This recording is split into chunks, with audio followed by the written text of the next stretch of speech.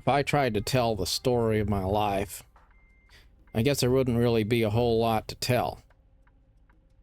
There wouldn't be a lot to tell in the sense that, just like most people, my life is interesting in the sense it has interesting things in it. But not interesting in the sense that it's any more interesting than average. So, the question I might ask if I wanted to share my life experiences with others would be, what really is worth sharing? And what's the best way to go about doing that?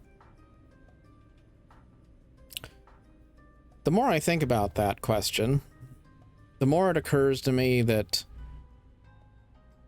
what really is worth sharing is realizations which we have. When something happens in our lives which makes us discover something. Maybe it's discovering something about ourselves. Maybe it's discovering a truth about the world. But it's really all about those discoveries, isn't it? It's when you're minding your business, doing your thing, and something crazy happens. And it reminds you that there's something you needed to learn. It becomes one of those life lessons that's unforgettable. And probably for the rest of your life, you continue to take that with you. For me, I think maybe one of the first one of those experiences was 9/11, because I was just on the verge of becoming a teenager at that particular time. And so to a 12-year-old, I didn't really understand exactly what the implications of September 11 terrorist attacks were. They intrigued me. It looked fascinating, seeing big buildings come crashing down, seeing something on the news that seemed like it was coming out of a movie. It just was one of those impressive experiences. And I remember thinking to myself, living in the Seattle area, I hope that maybe something bad like that will happen more close by, because then I could go be a hero and, rescue people or something. And that's a probably shameful way to look at it, but when you're a 12-year-old, that's about how you probably would look at it, right? You don't really get the true implications of what's going on and what it means. You just are living a life that feels pretty boring, and you want something exciting, and then something exciting starts to appear on the news. But what I didn't understand at the time was that it was the beginning of a awakening for me. It made me start wanting to know what was going on elsewhere in the world.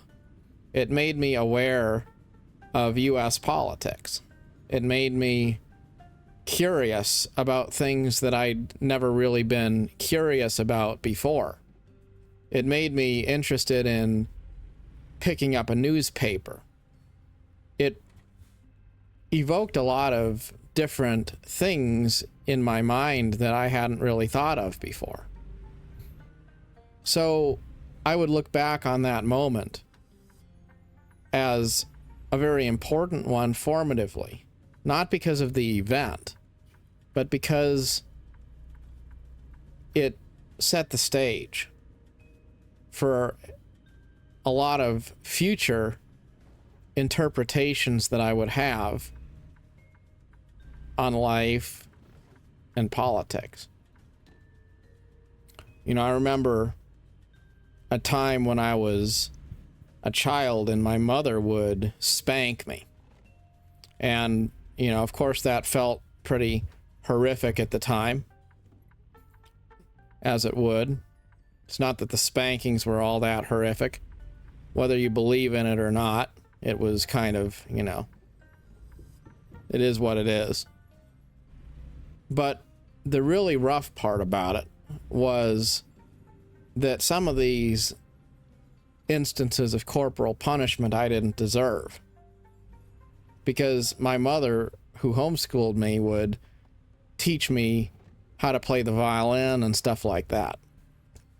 The only problem was when I didn't play it well, she would interpret my out of tune playing or poor posture as open defiance. And whether I wanted it to go that way or not, inevitably, music class would devolve into some sort of a beating session. And I really didn't feel like there was anything I could do about it. It just was going to happen. It was part of my life. You just know that a certain time out of the day is going to be devoted to your own personal humiliation and, you know, corporal punishment. So, again, this is not particularly the most extraordinary of things to tell. You know, I'm sure other people have juicier stories to share. However, what it taught me was the importance of standing up to bullies and the understanding that bullies can take many forms, and quite often those forms are the people who are supposed to be looking out for you. So I didn't think of it as a really big event in the moment. But the truth of the matter is, it made me start to think about how when people cause pain because they can get power by doing it, they will say that you are the problem, when in reality they are victimizing you in some way. And they won't necessarily see it that way or even intend for it to be that way. But that's how it works. And I remember one day going through all of this, my mother started to do the normal spanking routine. And at that moment, I guess I was probably getting a little bit older at the time.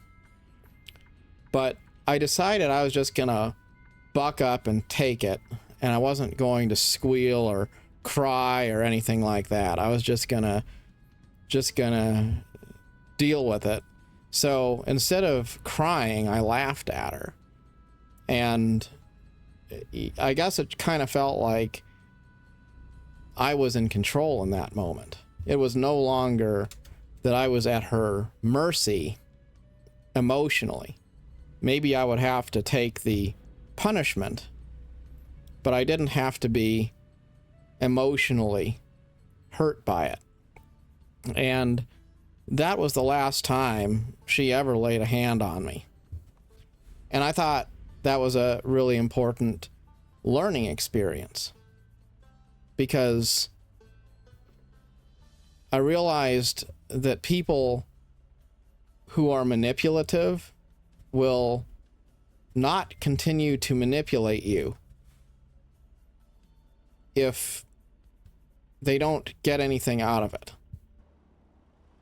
So, again, it's not really a particularly important event. It's not something that you would necessarily write a book about. But it is something that was a story from my life that taught an important lesson about what it means to be manipulated and what it means to find the inner courage to stand up to others when they try to manipulate you. I remember a little later in my teenage years, I wanted to go to this Bible college.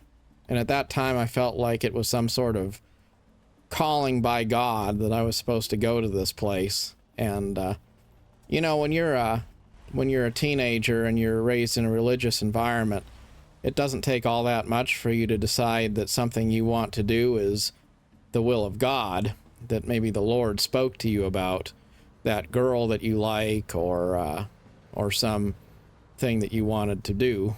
And so you mistake perhaps your personal teenage desires for the calling of the Lord. In any case, this was not about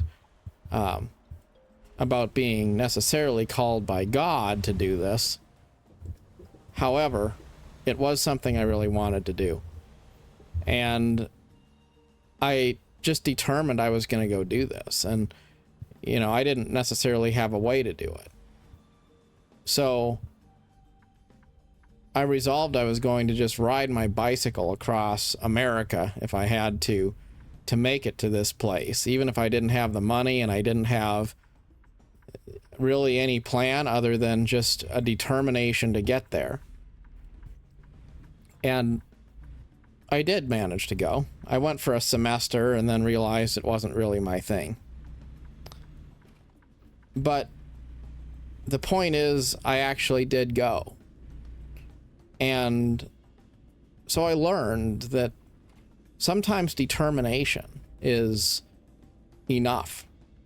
When you want something and you want it badly enough to say, this is what I'm going to do, no matter what. And I'm not going to let anything stand in my way. I'm not going to treat it as a negotiable. I'm just going to go do it. Then it seems like in that moment, when you have such clarity, the universe tends to respond by opening a way for you. That's not to say that you can suspend reality, but there is something to be said for the power of determination.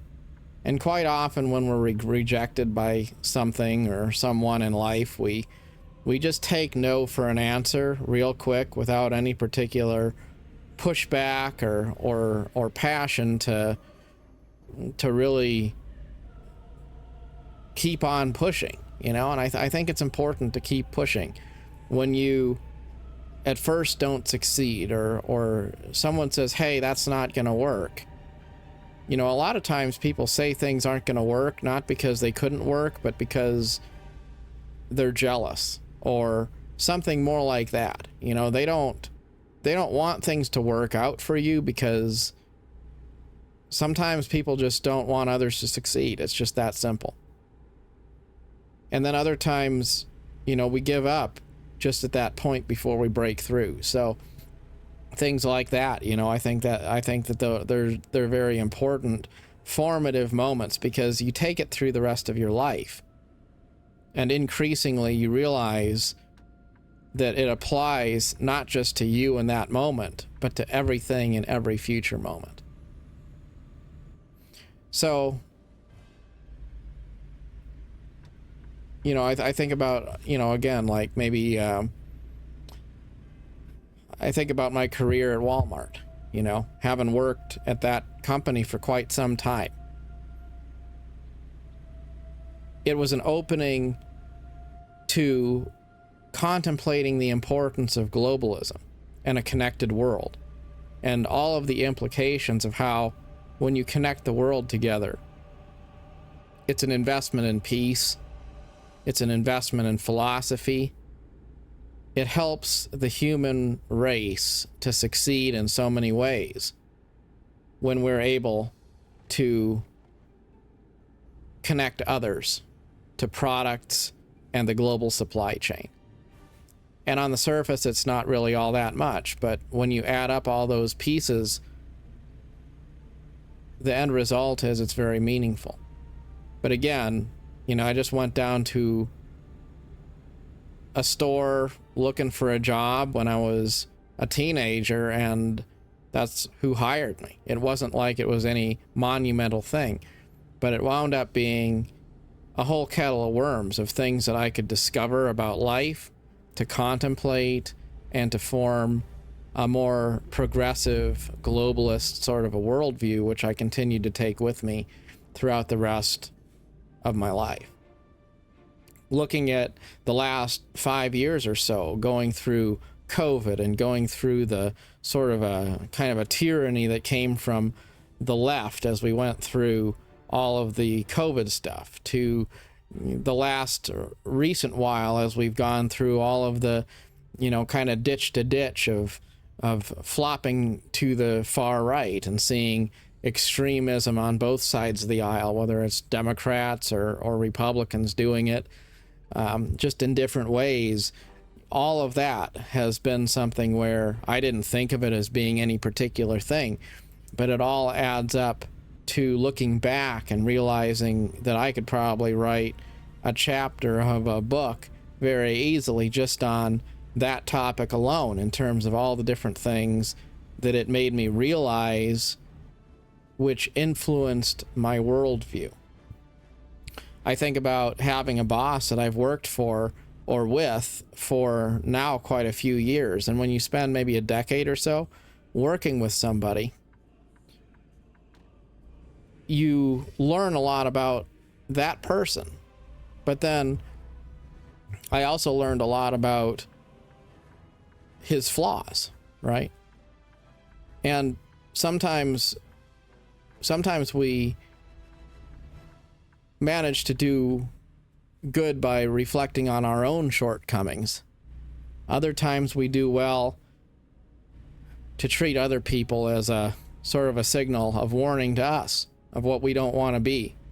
And for me, looking at him as he slowly evolved from being a younger, idealistic, new manager to a more cynical, higher level manager, someone who used to kind of be the kind of person who might drink the Kool-Aid, who might want to, be on board with transformation and change in the company, to see him, slowly move down the path of being someone who is disenfranchised and bitter and set in his ways and unwilling to consider change.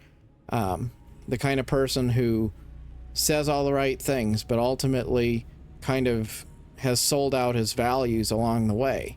Seeing that transformation to a sort of a middling evil, that banality of evil, where you don't really do anything extremely bad, you just a long time ago stopped really doing good. Seeing that, those are the kinds of things which they don't seem like a big deal, but they wind up being transformative from a life perspective. They make you rethink the way you look at the world, and they permanently potentially change your course, because the lessons you learn from those forks in the road, those critical junctures that make you think differently. So the point I'm getting at here is that when we talk about, what makes our life meaningful, what is it about our lives that's worth sharing? What is it that makes it a story worth telling? It's not so much about listing all of the events in our lives in some sort of a chronological order to say, here's what happened in order by month and year. Maybe that's how you would do it if you were some famous person, where historians are going to want to comb through the records to determine all of the intimate details of your life for the historical record. I'm sure we would appreciate having that sort of a record about someone like Julius Caesar if we could. But most of us aren't those kinds of figures. And generally our lives aren't all that interesting to anyone other than ourselves. So when we think about what we can share in a meaningful way with others, to have a lasting impact and to do good, it's not about just telling other people our life experiences. It's about explaining why those individual experiences transformed us and what realizations we took away. Because sometimes, even if we aren't all that important, when we share our experiences with others and we tell the stories that have been important to us, it helps others to take that and apply it in some way to their own experience. Whether they take it or leave it, it helps them to go through the mental work of reconciling themselves with their own worldview and place in the great scheme of things. I've been thinking a lot lately about how important it is to understand why we do the things we do. It's not about what we do. It's not about how we do it. It's about truly believing in the higher purpose and the life lessons of why. It's about asking those hard questions and finding a sense of purpose in the seeming randomness of life's journey. So as you look over your life, I think it would be an interesting thought exercise. It's something I'm doing. It's something I would encourage others to do. Think about your life in terms of things you realized, big discoveries, things you discovered about yourself, things you discovered about the world, about the country, about philosophy. What were those big lessons? Those things that completely changed the way you looked at the world. What were they? Why were they so important? Those are the things that are worth telling, retelling, sharing with others. One more example of this. I remember watching Star Trek for the first time, and I got into it, and I thought it was really amazing. And what I didn't realize is that Star Trek is really a very progressive kind of a worldview. You can't have a super closed-minded worldview rooted in traditional religions and then also really be on board with the message of Star Trek, because Star Trek is all about a very ecumenical approach to life. It's about the idea of all of us coming together, bound together by a certain universalism, a pursuit of science and reason over faith and superstition. It's about having faith that we're going to be able to leverage technology to make our lives better, and that the old ways, while they should be respected, should not define our future. So as someone who was rooted in a very religious way of looking at the world, there was a moment when I decided it was time to hang up my religious views in favor of a more agnostic approach to life. That was a life-changing moment. Was it just Star Trek that did this? No. But that was one factor. And so I changed my mind. I went from being a person with one worldview to a person with a different one. And those are really the things that are extremely meaningful. Not when we believed something for our whole life just because we were taught that from our youth. It's when we really, truly have an open mind, consider things from a different perspective, and then come away with a different method of reasoning our way through life. That's what really matters. So think about life not in terms of a lot of facts. Think about it in terms of meaning, lessons learned, and realizations that helped you to make new discoveries. Those are what's worth sharing. Lessons we learn, not just the fact of the things we have done. As always, good luck on your adventure. Till next time, thanks so much for watching.